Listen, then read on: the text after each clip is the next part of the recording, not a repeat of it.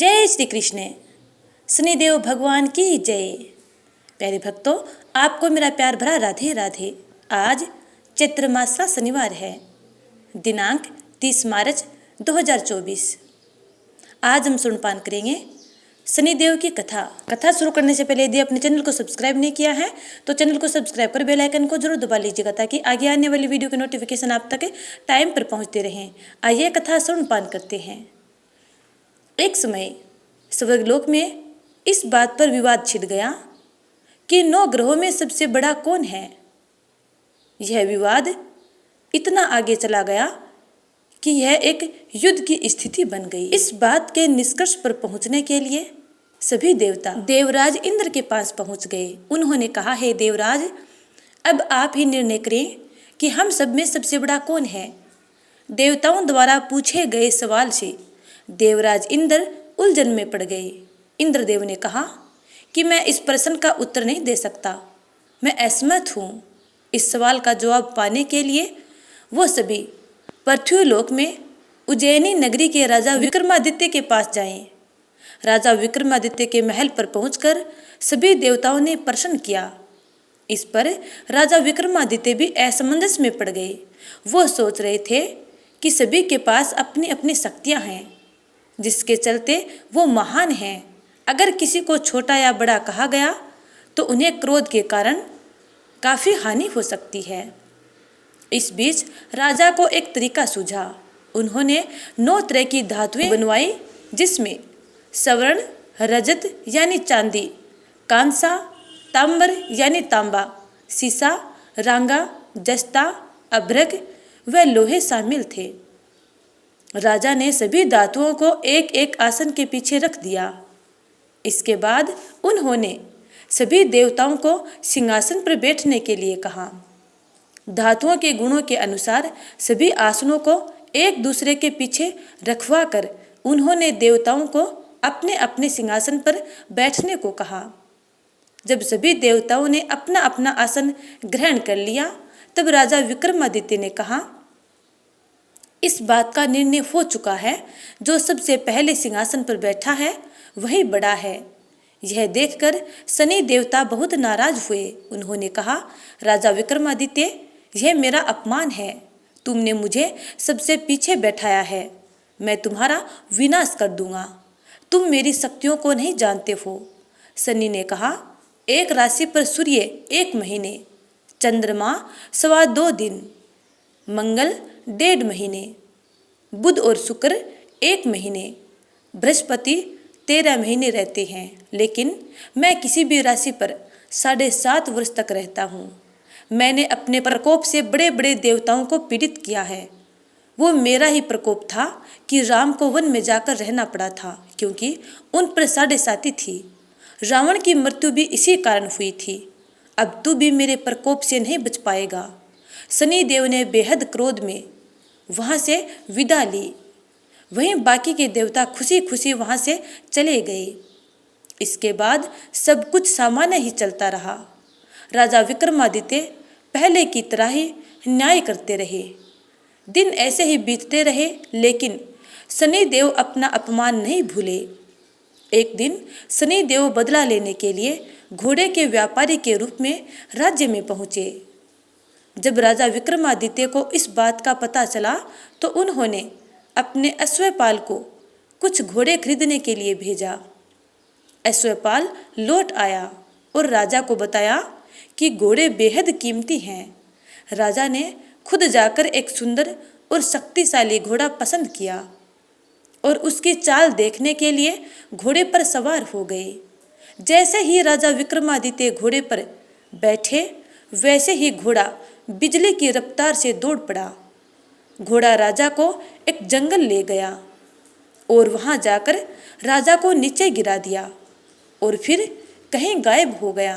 अपने राज्य का रास्ता ढूंढने के लिए राजा विक्रमादित्य को जंगल में भटकना पड़ा, लेकिन उन्हें कोई रास्ता नहीं मिला। कुछ समय के बाद उन्हें एक चरवाहा मिला।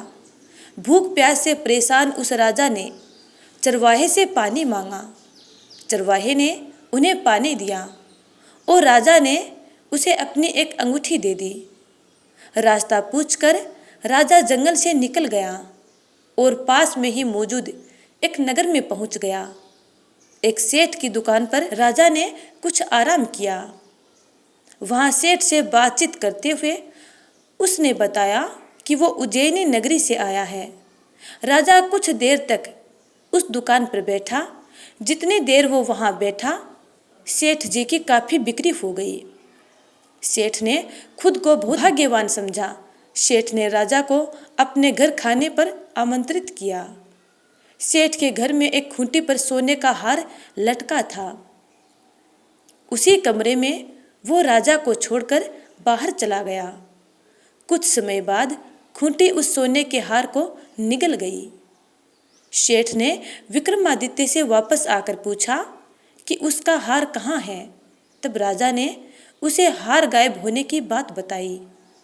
इस पर राजा ने क्रोधित होकर चोरी करने के अपराध में विक्रमादित्य के हाथ पांव काटने का आदेश दे दिया।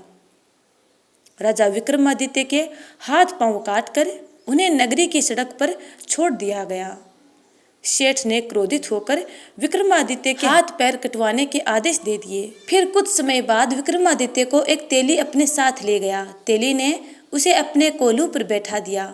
वह पूरा दिन बैलों को आवाज देकर हाँकता था। विक्रमादित्य का जीवन इसी तरह व्यापन होता रहा। उस पर शनि की साढ़ी साथी थी, जिसके खत्म होने पर वर्षा ऋतु शुरू हुई। एक दिन राजा मेघ में मल्हार गा रहा था। उसी समय उस नगर के राजा की बेटी राजकुमारी मोहिनी ने उसकी आवाज सुनी। उसे आवाज बेहद पसंद आई। मोहिनी ने अपनी दासी को भेजकर गाने वाले को बुलाने को कहा। जब दासी वापस लौटी तो उसने अपंग राजा के बारे में मोहिनी को सब बताया, लेकिन राजकुमारी उसके मेघ मल्हार पर मोहित हो चुकी थी। अपंग होने के बाद भी वह राजा से विवाह के लिए मान गई। जब मोहिनी के माता पिता को इसका पता चला तो वे हैरान रह गए। रानी ने अपनी बेटी को समझाते हुए कहा कि तेरे भाग्य में किसी राजा की रानी का सुख है। तू इस अपंग से क्यों विवाह करना चाहती है? लेकिन समझाने के बावजूद भी राजकुमारी अड़ी रही। जिद को पूरा कराने के लिए राजकुमारी ने भोजन छोड़ दिया। अपनी बेटी की खुशी के लिए राजा रानी अपंग विक्रमादित्य से मोहिनी का विवाह करने के लिए तैयार हो गए। दोनों का विवाह हुआ और वो तेली के घर रहने लगे। उसी दिन विक्रमादित्य के सपने में शनिदेव आए। उन्होंने कहा कि देखा तूने मेरा प्रकोप। राजा ने शनिदेव से अक्षमा याचना की। उन्होंने कहा कि जितना दुख आपने मुझे दिया है उतना किसी और को मत देना। इस पर शनिदेव ने कहा, राजा मैं तुम्हारी प्रार्थना स्वीकार करता हूँ। जो कोई व्यक्ति मुझे पूजेगा, व्रत करेगा और मेरी कथा सुनेगा, उस पर मेरी कृपा दृष्टि बनी रहेगी। सुबह जब राजा विक्रमादित्य की नींद खुली तो उसने देखा कि उसके हाथ पांव वापस आ गए हैं। उन्होंने मन ही मन में शनिदेव को नमन किया। राजकुमारी भी विक्रमादित्य के हाथ पैर देखकर हैरान रह गई। तब राजा ने शनिदेव के प्रकोप की कथा सुनाई। जब सेठ को ये बात पता चली तो वो तेली के घर पहुंचा। उसने राजा विक्रमादित्य से उनके पैरों में गिरकर माफ़ी मांगी। राजा ने सेठ को माफ़ कर दिया। सेठ ने राजा से उसके घर जाकर भोजन करने के लिए कहा। जब राजा विक्रमादित्य सेठ के घर भोजन के लिए पहुंचा और भोजन कर रहा था, तभी अचानक से ही खूंटी ने हार उगलना शुरू कर दिया, जो पहले निगल गई थी। यह देखकर सेठ को आश्चर्य हुआ। उसके बाद सेठ ने अपनी बेटी का विवाह विक्रमादित्य के साथ करने के लिए प्रस्ताव रखा। तब राजा विक्रमादित्य ने वह प्रस्ताव स्वीकार किया और सेठ की बेटी के साथ भी विवाह कर लिया। अपनी बेटी का विवाह राजा विक्रमादित्य के साथ करने के बाद उन्होंने राजा विक्रमादित्य और अपनी बेटी को स्वर्ण आभूषण, धन आदि देकर विदा कर दिया। राजा विक्रमादित्य ने अपनी दोनों पत्नियों यानी राजकुमारी मोहिनी और सेठ की बेटी के साथ अपने राज्य उज्जैनी पहुँचे। सभी ने उनका स्वागत किया। इसके बाद राजा विक्रमादित्य ने पूरे राज्य में घोषणा करते हुए कहा कि आज से शनिदेव सब देवों में सर्वश्रेष्ठ माने जाएंगे। साथ ही शनिदेव का व्रत करें और व्रत कथा जरूर सुने।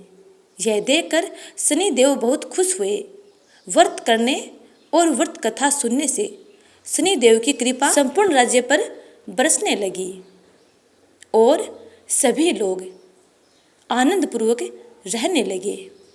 हे शनिदेव भगवान, जिस प्रकार आपने विक्रमादित्य को कष्ट दिया उस प्रकार किसी को न देना। जिस प्रकार उनकी मन इच्छा पूर्ण की वैसे अपने सब भक्तों पर अपनी कृपा दृष्टि बनाए रखना। उनकी मन इच्छा पूर्ण करना। जय शनिदेव।